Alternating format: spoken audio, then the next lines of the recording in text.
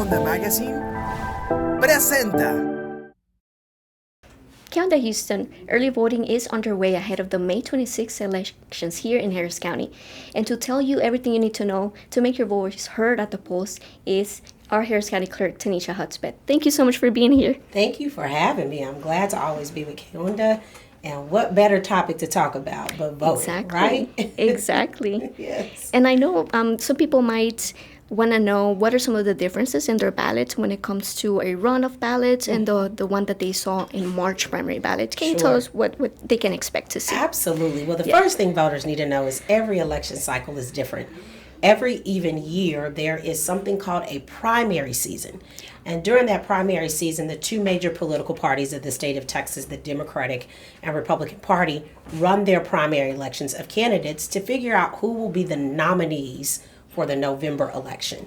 So I always like to kind of read civics 101 on that because people think, why do I have to choose a party when it's time to vote? Well, that's by law how primaries work. Mm-hmm. So what's different from March till now is in March you had about 110 to 114 different races, right? Yeah. You obviously in a primary election, it's the only election you have to choose that you're voting by party. Mm-hmm. In November, you can vote across party lines, and you don't have to say I'm voting a Republican or Democratic ticket. Yeah. But there were a lot more races because that was the first stage of the primary. Mm-hmm. So now that you're in the runoff, what's different is there's only a small amount of races on each ballot because most of those were determined in March. Now in May, which is the runoff of both parties, you have on the Republican side, you have the U.S. Senate race, the Attorney General race, and there's other local races down the ballot. On the Democratic Party side, you still have Congressional District 18 because that's still ongoing, right? And you have the District Clerk race. You also have, a couple of other races at the top of the ticket. So that's what the difference is. It's just a runoff because no one in March in those races got 50% plus one of the vote. By law, if you get 50% plus one of the vote, you move on to the next stage. And so this is the last opportunity to make your voice heard to determine who those individuals will be on the November ballot. So that's why primaries are important. Some people don't like to have to choose which party. They want to vote across party lines, but it's just as important as any other election. And if you voted in March, let's say you voted the Democratic Party ticket in March. Mm-hmm. When you go to vote in the runoff, you have to vote in that same party. You can't switch parties. So that's really important to know. If you voted the Republican ticket in March, you have to vote in the Republican primary runoff. If you didn't vote in March, don't tell anybody. Right? If you didn't vote in March, that's okay. You can choose either party to vote in the primary.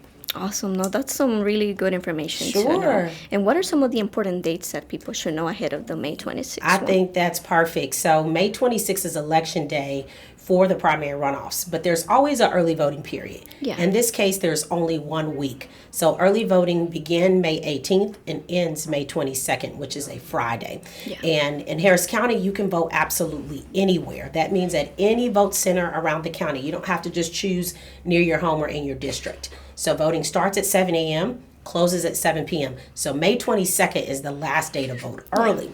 But then election day, May 26th, is the day after Memorial Day. So I'm glad we're talking about this because people are thinking about graduations and end of the school year and vacationing for Memorial Day weekend. That's right. So if you're going to be traveling, during Memorial Day, we encourage you to go vote early, right? Exactly. So 48 vote centers to choose from during early voting, and then election day, 100 plus locations to choose from there. And all this information can be found on harrisvotes.com. So if you've never been to Harris Votes, your homework is to go to harrisvotes.com and look up your sample ballot, what vote center is nearest you or closest to you, no matter if you're shopping or picking the kids up or things like that. And election day, the same thing. Look at your sample ballot, see what times, where you can go vote, and be prepared. Know before you go. That's amazing. Yes. I've been to that site, and it's very easy to navigate. I love the map, so interactive too. Yes. It shows you all the locations. Yes, and I'll give you a little bit of a secret then, let it out the bag just a bit. But we're launching a mobile app, a Harris Votes mobile app in the fall, and so we're looking forward to doing that before the big general election. So I'm glad to hear that you like the interactive map because the app is going to be kind of like the map, but even better. Yeah, right there at your disposition. So That's amazing. Right. That's right. Amazing. amazing. That's great to hear. What are some of the accepted forms of ID? Yeah, accepted forms of ID is really important. And remember, as you're listening, if you didn't catch every single one, it's okay. You can go to Harris Votes. It's all there. And we're on all social media platforms. So we're on Facebook, Instagram, X, LinkedIn, all the places, right? Right. So in forms of ID, in Texas, we have what is called voter ID laws, which means you can't just walk in and say, hey, I'm a registered voter. You have to provide one of these particular IDs. One of those is your Texas driver's license. And if you're not, you have a driver's license or you don't drive, you can utilize just a regular Texas ID card. Okay. There's also a card called the Texas Election Identification Card, which is free and can be received at any DPS center, right? Yeah. You can use your passport as long as it has your photo ID, because again, these are voter laws with photo IDs. You can use your passport, you can use your Texas handgun license, you can use a military ID if you're in the service, and I believe the last one is any documentation that has your photo ID that is, determined by the United States Postal System, but the DPS system. So those are all number one. You drive or you have an ID, make sure you have that with you. It's a pretty simple process. Yeah. But if for some reason you don't have one of those photo IDs, you can fill out as what is called a RID form and go cure your vote later to show that you're a voter, because we've got a small period of time, right? Yeah. And if you say, hey, I've lost my ID or it was stolen, you do have other opportunities to still cast your ballot. You just have to cure the process. So that's part of knowing before you go. I'm actually glad you asked that question. Yeah, and another one of those questions would be, who is eligible to vote in the runoff? Sure. Yeah. Anybody that is 18 years of age and you're a registered voter, right? If you're a registered voter, so whether you voted in March or not, or if you did, as long as you're a registered voter, you're 18 years of age and you qualify to vote in the runoff election. Again, it's a little less homework to do this cycle because it's a handful of candidates on both sides of the aisle. Yeah. I think it includes judicial races on both sides of the aisle as well. And here's something else that's really important. Some voters that qualify to vote by mail might be looking to get their mail ballots, vote them, and send them in. They have until election day to do so. And in Texas, in order to qualify to vote by mail, you have to be 65 years or older on or before election day. You have to be either disabled or outside of the county on or before election day. And it could be that you're traveling or you're studying abroad and you qualify. You can vote by mail, or you're in college and you're registered in Harris County, but you go to school in another county or another state. Or you could be a pregnant mother and you don't know if that baby's going to come between voting time, right, and before then.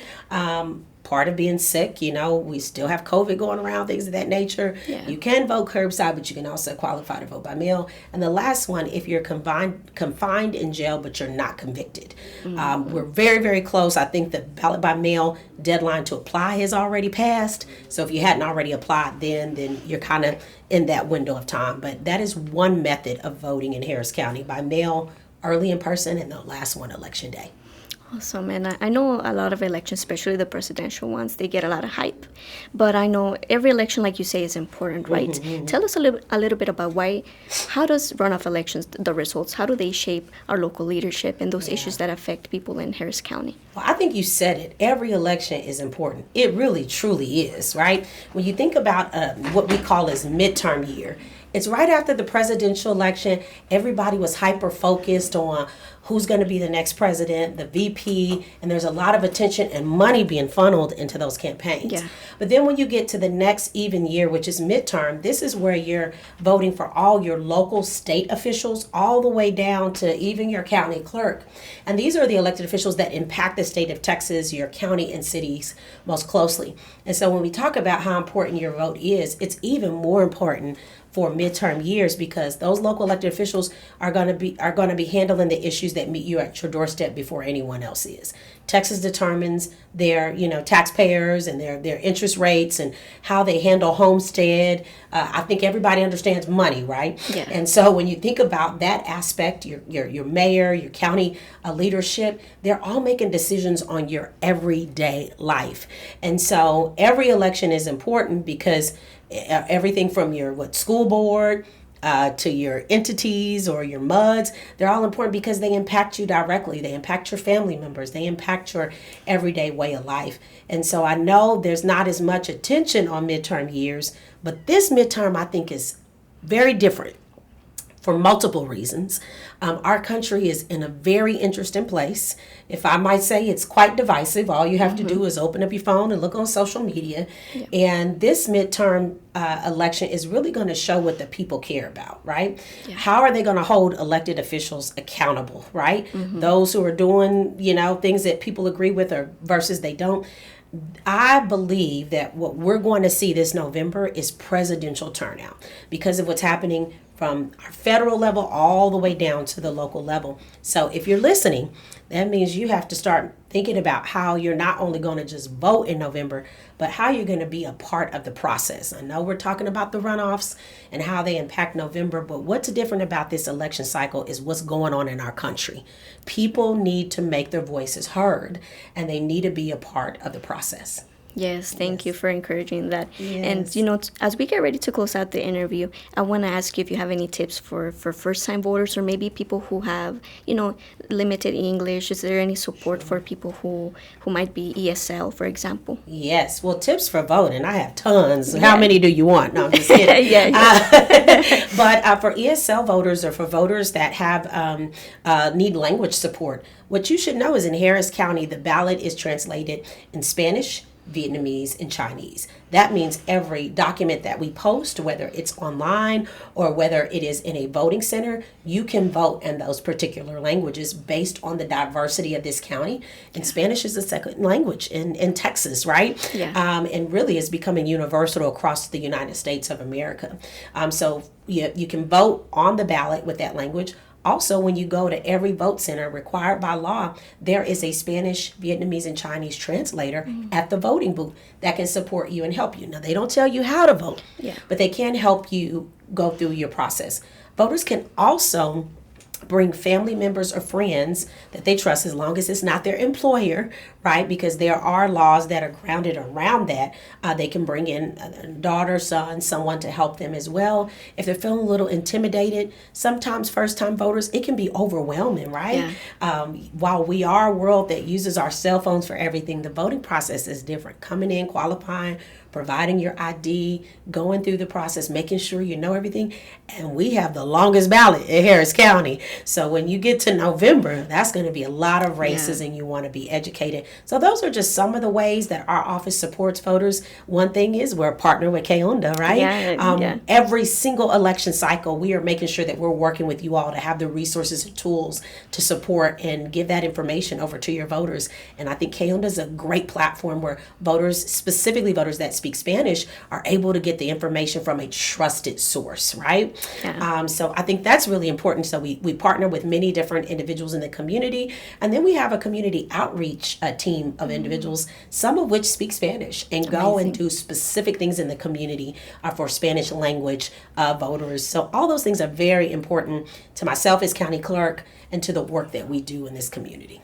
No, you do great work, and thank you so much for being with us. I just wanted to ask you to close out one last message for our Onda Magazine audience. Yes, well, Onda, make sure you vote in every election that you possibly can vote in, but most importantly, visit harrisvotes.com, not just for this election, but future elections, to know what's going on. Know before you go. How can you also get involved? Don't just get registered and go vote. Maybe sign up and become an election worker. Yeah. We need more folks to help guard the purity of our elections. And part of that is becoming a trained election worker, where you make sure that every single voter that has the opportunity to do so can come into the voting booth free from intimidation, free from feeling, discredited or like they can't cast their ballot. So consider signing up to vote, but also signing up to work to vote.